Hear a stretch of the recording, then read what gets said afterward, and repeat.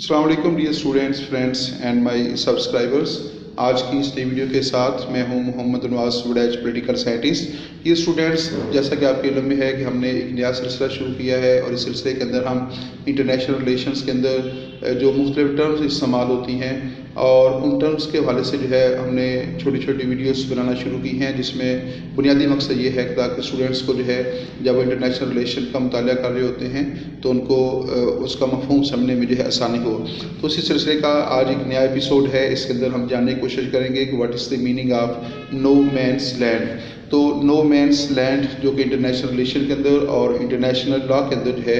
اس کا استعمال بہت سارا ہوتا ہے. تو آج کی اس ویڈیو کے اندر جو ہے ہم اسی ٹرم کو جو ہے سمجھنے کی کوشش کریں گے کہ what is the meaning of no lands mend. تو اس سے پہلے کہ ہم اس ویڈیو کا پیدا آغاز کریں، please subscribe, like and share our channel with other students and your friends.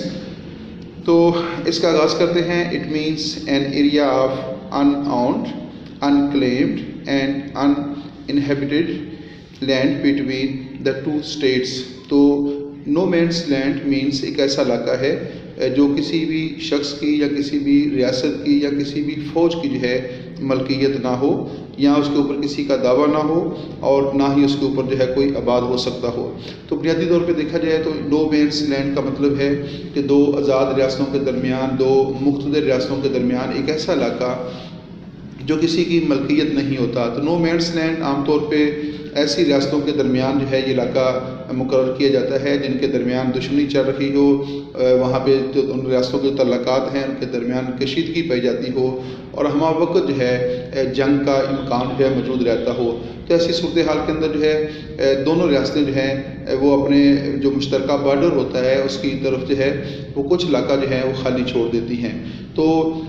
وہ جو مخصوص علاقہ جو خالی چھوڑیں گی وہ کسی ریاست کی ملکیت نہیں ہوگا اور نہ ہی کسی ریاست کا اس کے اوپر اجارہ داری ہوگی، نہ اس کے اوپر دعویٰ ہوگا، اور اس علاقے کو جو ہے کوئی بھی ریاست جو ہے وہ اپنے ذاتی مفادات کے لیے یا ذاتی مقصد کے لیے استعمال نہیں کر سکے گی. تو وہ جو مخصوص علاقہ ہے جو وہ اپنے بارڈرز کے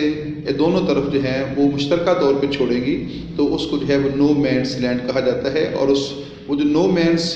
لینڈ کا ایریا جو ہوگا اس کے اوپر ان دونوں ریاستوں میں سے کسی بھی ریاست کا قانون نافذ نہیں ہوگا، بلکہ اس علاقے کے اوپر بین الاقوامی قوانین کا نفاذ ہوتا ہے. اور اگر اس علاقے کے اندر کچھ جرم ہو جاتا ہے تو اس کا مقدمہ جو ہے وہ بین الاقوامی عدالت انصاف میں ہی چلایا جائے گا. تو دوبارہ دیکھ لیجیے گا.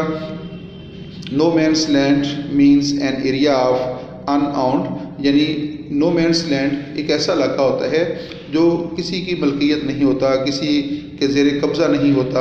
انکلیمڈ اور نہ ہی اس کے اوپر کوئی دعویٰ ہوتا ہے، اینڈ انہیبیٹڈ اور نہ ہی اس کے اوپر جو ہے کوئی آبادی جو ہے وہ ہو سکتی ہے. بٹوین دا ٹو اسٹیٹس، تو بٹوین دا ٹو اسٹیٹس کا عام طور پہ جن ریاستوں کے درمیان تعلقات امن کے ہوں، دوستی کے تعلقات ہوں، تو وہاں تو اس کی ضرورت پیش نہیں آتی. یاد رکھیے گا کہ نو مینس لینڈ جو ہے یہ صرف ایسی ریاستوں کے درمیان ہی قائم ہوتا ہے یا ضرورت پیش آتی ہے جو ریاستیں جو ہیں ان کے باہمی تعلقات جو ہیں وہ جو ہیں وہ دشمنی پر مبنی ہوں، کشیدگی ہوں. جیسے پاکستان اور انڈیا جو ہے ہمہ وقت ان کے تعلقات جو ہیں وہاں پہ جنگی صورتحال رہتی ہے، کشیدگی بارڈرز کے اوپر ہمہ وقت موجود رہتی ہے. تو پھر کسی بڑے حادثے سے بچنے کے لیے جو ہے کیا کیا جاتا ہے کہ وہاں پہ نو مینس لینڈ جو ہے یا نو مینس ایریا جو ہے وہ قائم کر دیا جاتا ہے. No man's land means an unoccupied area between opposing armies and countries. تو وہی بات جو ابھی آپ کو بتائی جا رہی ہے کہ no man's land بیسیکلی ایک ایسا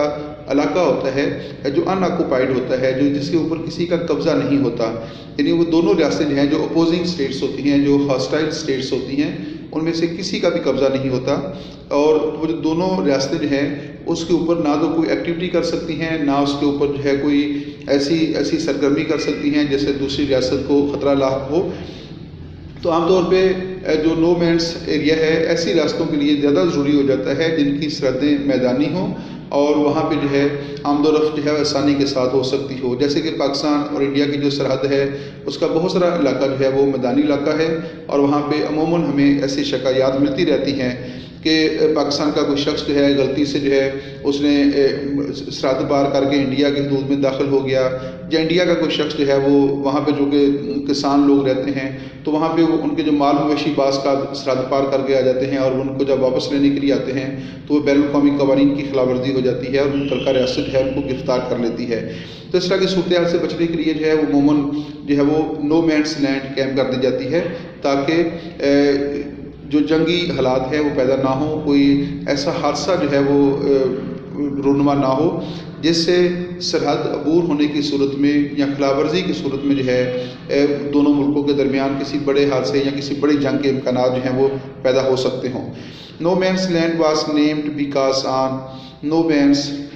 ہیڈ کنٹرول آف اٹ۔ تو یہ جو ایریا ہے جو دونوں ریاستیں باہمی طور پہ جو ہیں اپنے سرحد کے دونوں طرف چھوڑ دیتی ہیں، اس کو نو مینس لینڈ کیوں کہا جاتا ہے؟ تو نو مینس لینڈ اس کو اس لیے کہا جاتا ہے because no man had control of it, کیونکہ یہ کسی بھی ریاست کی جو ہے ملکیت نہیں ہوتا، یہ کسی ریاست کے قبضے میں نہیں ہوتا،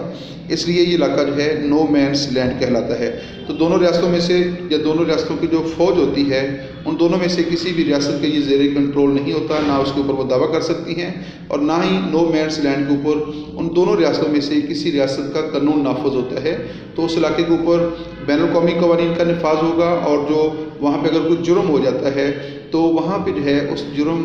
کا جو مقدمہ ہوگا وہ بین الاقوامی عدالت انصاف میں یا بین الاقوامی ادارے کے اندر جو ہے لے جایا جائے گا، کسی ان دونوں ریاستوں میں سے کسی ریاست کی عدالت میں جو ہے اس مقدمے کو نہیں چلایا جا سکے گا۔